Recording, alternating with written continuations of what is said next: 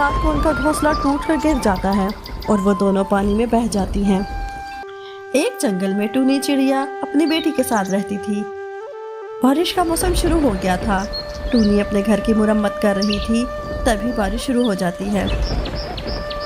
अरे ये क्या, अभी तो सही तरीके से घोंसले की मुरम्मत भी नहीं हुई और बारिश शुरू हो गई। पिंकी तू अंदर चली जा, नहीं तो भीग जाएगी और तबीयत खराब हो जाएगी। पिंकी घोंसले के अंदर चली जाती है। कुछ घंटे गुजर जाते हैं और बारिश नहीं रुकती। तुम भी अंदर आ जाओ ना माँ, नहीं तो भीग जाओगी। इतनी बारिश में तो टॉर्चर भी नहीं मिलेगा।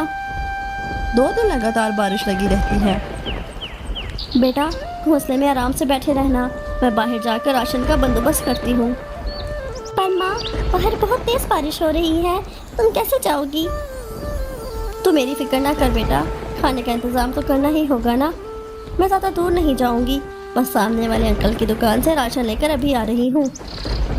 इतना कहकर टूनी चिड़िया राशन लेने के लिए चली जाती है।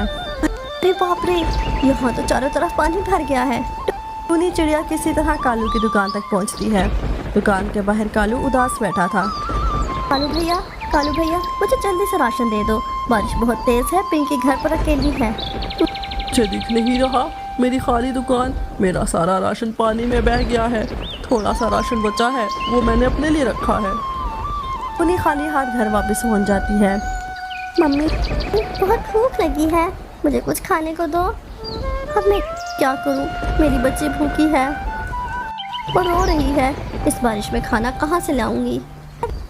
तभी उसके घोंसले के बाहर हरी तोती आती है।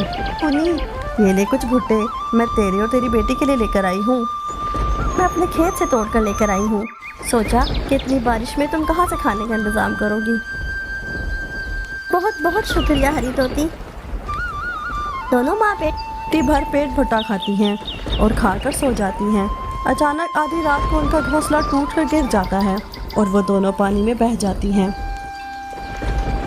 बचाओ, नहीं तो हम डूब जाएंगे। उसके पड़ोसी उन्हें बचाते हैं और अपने घोंसले के अंदर ले जाते हैं। अब बताऊं गोरी बहन, मैं अपने घोंसले की मुरम्मत सही वक्त पर नहीं कर पाई, इसलिए इस बारिश में मेरा घोंसला टूट गया। अगर आप ना बचाते तो हम लोग मर ही जाते।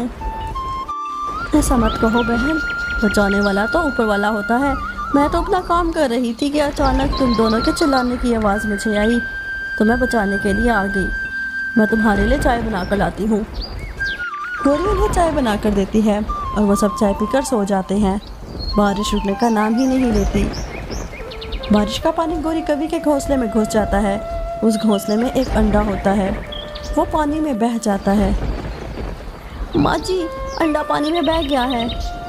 तू फिक्र ना कर, मैं ढूंढ लूँगी। अंडा भी ज़्यादा दूर नहीं गया होगा, हम ढूंढ लेंगे। अभी टूनी चिड़िया थोड़ी दूर ही गई थी कि उसे वो अंडा नज़र आ जाता है। टूनी चिड़िया वो अंडा उठा लेती है। अपने अंडे को सही सलामत देखकर चिड़िया खुश हो जाती है। थोड़े दिनों बाद बारिश रुक जाती है। फिर टूनी चिड़िया अपना नया घोंसला बनाती है और अपनी बेटी पिंकी के साथ खुशी खुशी रहने लग जाती है।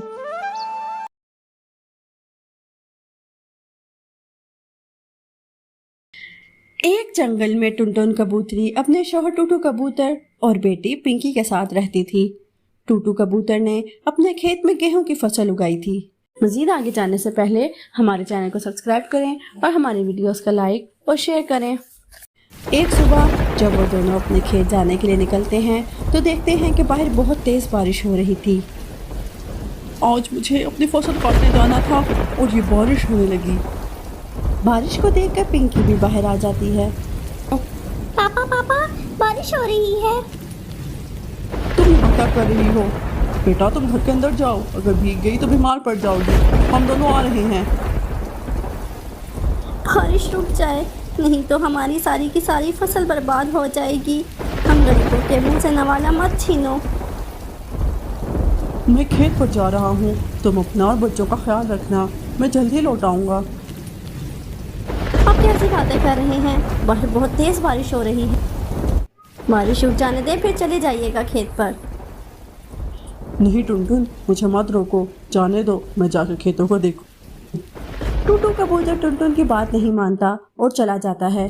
वहाँ जाकर देखता है उसका सारा खेत पानी से भर जाता है और सारी फसल पानी में डूब जाती है। यह सब क्या हो गया? मेरी तो सारी फसल बर्बाद हो गई। अब मैं अपने बच्चों को क्या खिलाऊंगा और उनको कैसे पढ़ाऊंगा? और कौन इस तूफानी मौसम में मेरी मदद करेगा? जंगल में भी कुछ खाने को नहीं मिलेगा। टूटू अपनी फसल को देखकर आंसू बहा रहा था और दूसरी तरफ टुनटुन का घर पानी से भर चुका था। माँ, घर में पानी भर गया है, अब हम कहाँ रहेंगे? बेटा तुम डरो नहीं, अभी तुम्हारे पापा आ जाएंगे, फिर हमें किसी महफूज जगह पर ले जाएंगे। उसके बाद पिंकी और उसका भाई लकड़ी के बॉक्स पर बैठ जाते हैं।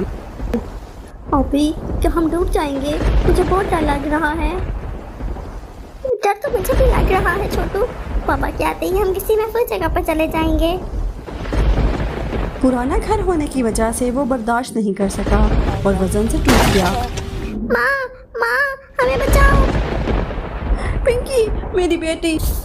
छोटू तू बहन का हाथ पकड़े रखना, मैं कुछ करके तुम लोगों को बचाती हूँ।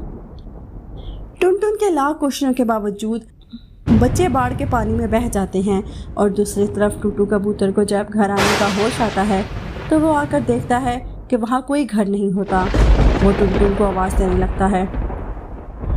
टुनटुन, कहाँ हो तुम? कहाँ हो तुम सब? तभी उसे टुनटुन के रोने की आवाज़ आती है। सब खत्म हो गया जी, हमारा घर टूट गया, बच्चे पानी में बह गए। मैंने उन्हें बचाने की बहुत कोशिश की पर मैं उन्हें नहीं बचा सकी। अब मैं किसके सहारे जीऊंगी? तुम फिक्र ना करो, सब ठीक हो जाएगा। एक ना एक दिन हमारे बच्चे हमें ज़रूर मिलेंगे।